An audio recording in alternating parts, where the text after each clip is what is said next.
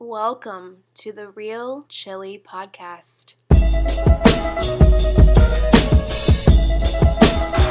the Golden Eagles of Marquette University in Milwaukee are bound for the Final Four for only the third time ever. 5 seconds left. Marquette down by one, trying to avoid the upset. Blue the drive, the left hand. It's good. 1 second to play.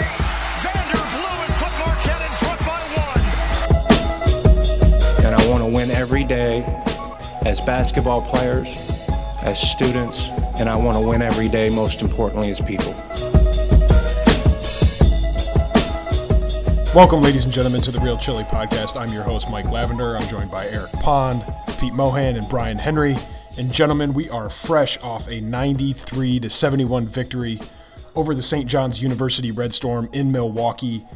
And far and away, the biggest headline from this game, Steve Wojciechowski stuck with the lineup changes that he went with against Xavier, and they worked this time. Stuck with him the whole game. Matt Heldt had a fantastic game, and there were others who had great performances too. But the lineup change, whatever extra mojo that gave to Marquette, it's worked. And we've rattled off 2 wins, and they've been somewhat impressive wins and have come in a slightly different style than wins earlier in the season. The biggest story out of this has got to be Heldt. 15 points, 10 rebounds, 6 for 6 from the field. At one point in the closing minutes of the game, the announcer on FS1 literally said, "We've seen what a guy like Heldt can do. Now we can see what Fisher can do off the bench. He's not aggressive offensively, but coming off the bench might help him." I heard that. I mean, just an absolute complete role reversal from where we were at the start of the season when Luke Fisher was a Big East preseason, all Big East second team selection. He averaged 12 points, 6 boards last year. We're seeing a guy like Heldt who's got a little bit more of the toughness, a little bit more of the fight, playing more aggressively, playing with more spirit, and really playing a little bit harder than we've seen Fisher play this year. And this is not where we thought we'd be right now, but I'm all for it. Mohan, does this mean we're living in an alt universe? No, we're just talking about the emergence of Matt Dub Machine Heldt. Okay, you talked about his performance, double-double, obviously the first of his career. Congratulations to him, but this was essentially a perfect performance. 6 from 6 shooting from the field, 3 for 3 from the stripe. He did have 1 turnover, but he stayed out of foul trouble for the most part, was able to stay on the floor, and I mean, his game was really flawless, and as usual, he set great screens. There was times where he was able to seal off the big man so that one of the guards could get to the rack and make a layup. So, I mean, that's an underrated part of the offense, especially when you have undersized guys that need that full lane in order to get a shot at the rack.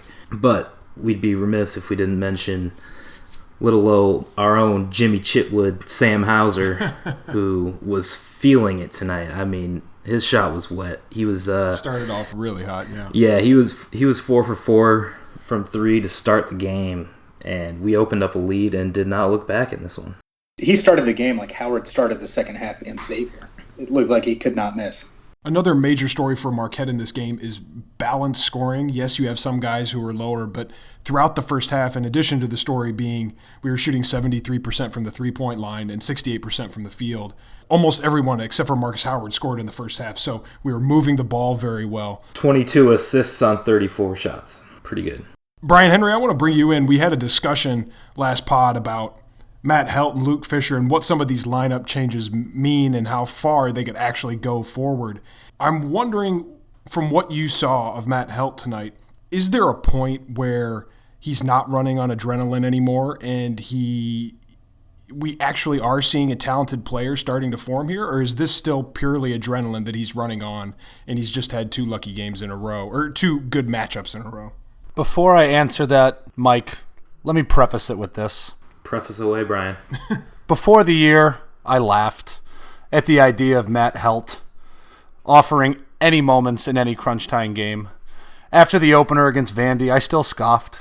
No way could he help us in crunch time. Did you write this down? Are you reading something? Did you write this down? Oh, come on, you're killing it! Is this open to your memoirs? Just keep going. This is Pop the Trunk. Before the season, I laughed After the opener, I still scoffed. After the Seton Hall performance, yes, I still doubted in that after watching that overtime. Gentlemen, you may call me Doubting Thomas, but I was lost, and now I am found. For we live in a world that Matt Heldt scored 15 points and 10 rebounds in a Big East basketball game. I, Brian Patrick Henry, descendant of the Great Order of Virginia, was brutally, painfully wrong. Matt Heldt, you deserve all the praise you are going to get. Now, to answer the question, the one Mr. Lavender posed, is this the blossoming of a great player? I will not doubt the potential of that happening. That was not the question I posed. Okay, just let the record show it. Pose it again. Is this the birth of a better player? You asked me, is this the beginning of something for Heldt, correct? The question was, clearly in the last game against Xavier, they were riding a wave of momentum. It was National Marquette Day, biggest crowd of the season. Marcus Howard went off. A little bit different situation today against St. John's. The BC was empty, and Matt Heldt put together his best performance of the year. So the question is, when does momentum stop being the main factor, momentum and energy, and when does it become a conversation that he actually has the talent to do what he's doing? I think you have to point to who the last two opponents were. A very, very shorthanded Xavier team, and let's be honest, what's obviously a below 500 and not very good St. John's team. Which ran us out of the gym last time. Now, I'm not trying to diminish what Heldt accomplished, because him doing this against anybody is this has become the biggest storyline of the season, right in the right here and now. They're going to roll him back out there. Now they're going to go on the road and play two very important games in Providence and Xavier coming up. But Heldt's earned it. They're going to roll him back out there, no question. The impressive thing for me is that Fisher still finds a way to foul out even while coming off the bench.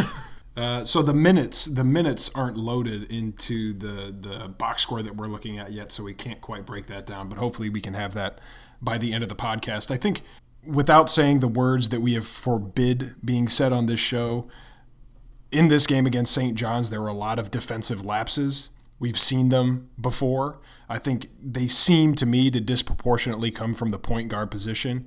Whoever's playing that, whether it's Andrew Rousey or Marcus Howard, slow on rotations, part of that probably comes from the fact that they're handling the ball a significant percentage of the time, and they're not they're simply not giving as much effort on defense. That's at least what I'm seeing. But clearly, on the offensive side, incredible ball movement. And one thing that really jumped out to me was very early in the first half, you saw Juwan Johnson and you saw Dwayne Wilson drive to the hole.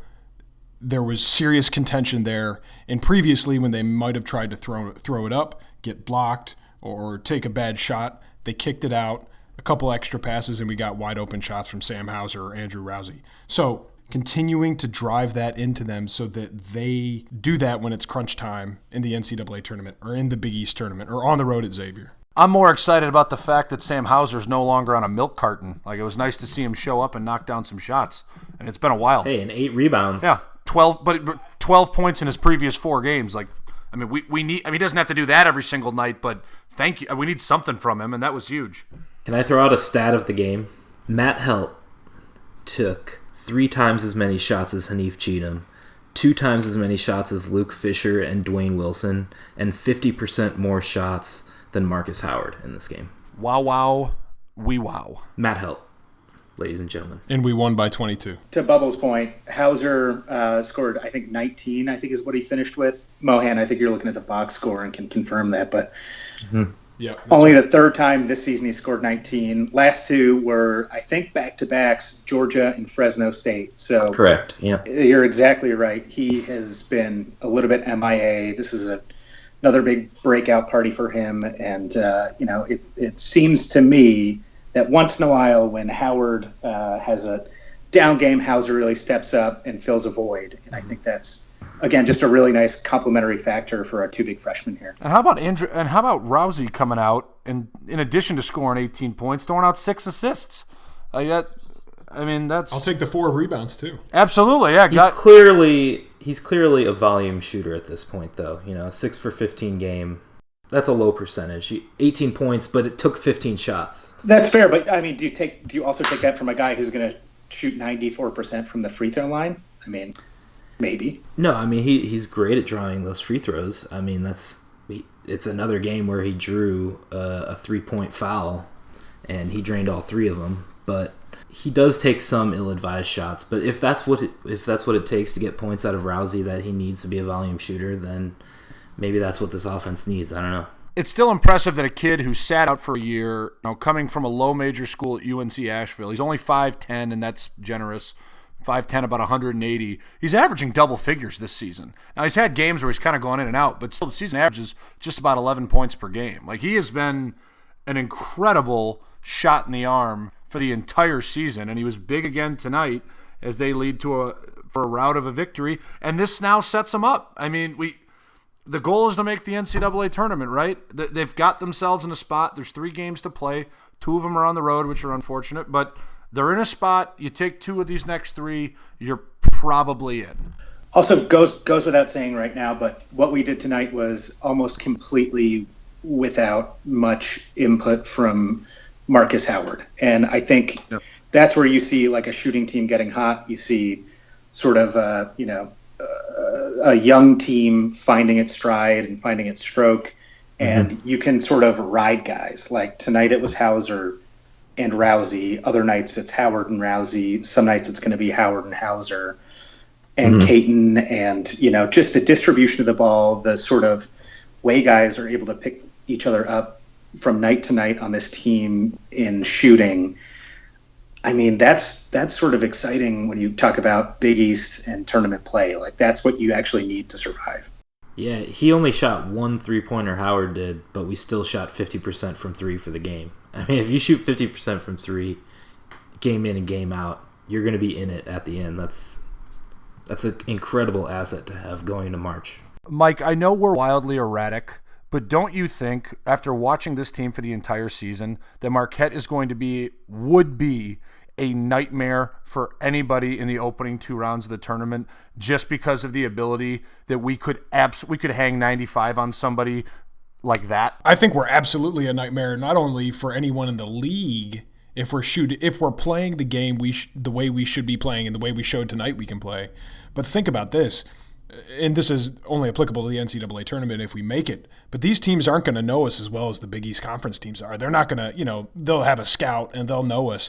But if we can get into the second day, into the second game, I think our odds and our chances go up significantly, because the prep time for us is just not there, and the assignments and, basically the coaches are going to have to tell them, guard everybody, don't let anybody, don't go under any screens. You can't, right? So I think that gives. I think we're even a nightmare in the Big East tournament. Well, teams don't want to face us at the Garden.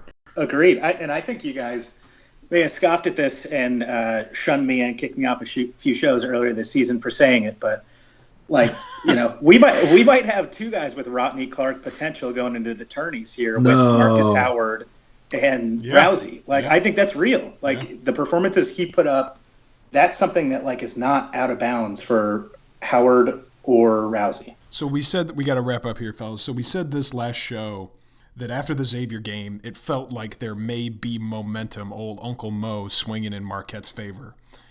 Our performance tonight against St. John's does nothing to disprove that. Now, playing at home against St. John's on a Tuesday night is a world away from playing on the road at Providence on Saturday against a Providence team who needs this win more than we do. They need it. So this is going to be a hell of a matchup on Providence. We don't need predictions right now. Maybe we can tweet them out later. But I want to send it to you fellas for any final thoughts before we wrap up here tonight. Big win tonight. I think we saw a lot of what we needed to see. I think it's just most encouraging that we saw the new lineup succeed once again. Start hot and stay fairly consistent, and guys, are responding coming off the bench who now have new bench assignments. And Matt Heldt, baby, let's go. You're buying the jerseys, right? Everybody's getting a jersey on me. Matt Heldt jerseys for the whole Real Chili pod. Yes. Nice. Love it. Pete Mohan. I think it was a great win. Great way to carry over the hot shooting from the last game. Keep it going. I think that shooting is definitely something that we're going to need heading into Providence. Like you said, Saturday night game, probably a big crowd because Providence is hanging in there. They have a shot at making the tournament too. This is a huge game for Providence.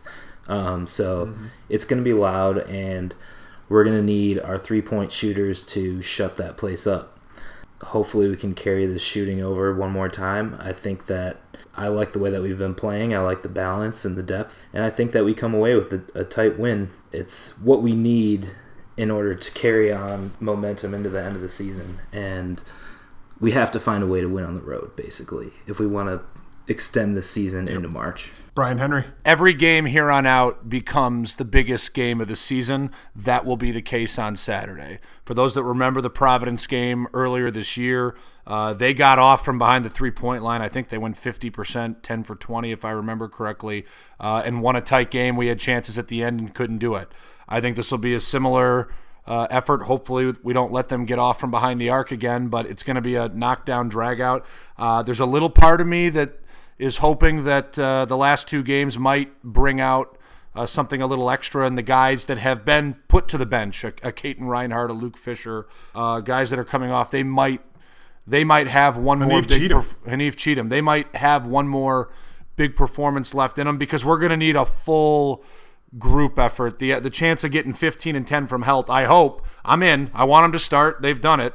Will we get that production there? Who knows? It's got to come from somewhere. I don't know if we're pulling it out or yet not. I'll wait on the prediction, but I'm pumped for Saturday. They've created an atmosphere of a big game, and it's going to be there at the Dunkin' Donuts Center. Everybody should tune in and hold on to something. It should be a good one. There you have it, folks. Marquette heads to the Dunkin' Donuts Center, the Dunk, on Saturday at 4 p.m. Eastern Time to face off against Providence. And what Brian Henry just said will increasingly throughout the season become the biggest game of the season is the next one. So be sure to tune in. Providence Cuppy Coffees. So be sure to tune in for that one. All of us here, we're going to go watch Matt Heldt highlights. Thanks so much for listening to this episode of the Real Chili Podcast. We'll be back soon. I'm signing off for Brian Henry, Eric Pond, and Pete Mohan. I'm Mike Lavender. Thanks for listening to the Real Chili Podcast.